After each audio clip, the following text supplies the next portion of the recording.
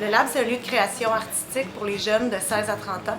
Et puis, les gens viennent ici pour faire de l'art. Nous, on offre gratuitement les matériaux pour les jeunes. Et puis, ils vont utiliser les matériaux pour pouvoir s'exprimer. Les personnes qui travaillent ici ont tous un background en intervention. Donc, une formation reliée à l'intervention, que ce soit en psychoéducation, en travail social, en intervention psychosociale. Le projet Ressourçart, c'est des ateliers structurés en art.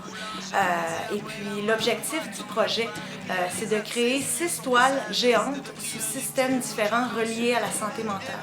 Donc on va avoir les intervenants, mais on a aussi une artiste professionnelle.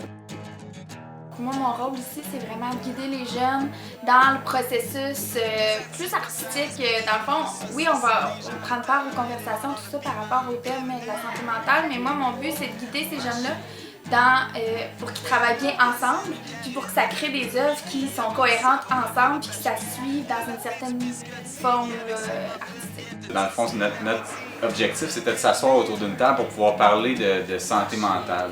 C'est parti d'une idée des participants du Lab qui disaient on a le goût de parler de santé mentale, on a le goût de pouvoir créer, on a le goût de faire de l'art, on a le goût de pouvoir en parler sans tabou. Dans le fond, ce qui va nous rester à la fin de ce projet-là, c'est 6 œuvres collectives, géantes. Dans le fond, c'est des œuvres de 4 pieds par 4 pieds qu'on va pouvoir exposer puis passer un message. C'est-à-dire les thèmes qui sont exploités par les participants, c'est des thèmes qui ont été choisis par les participants.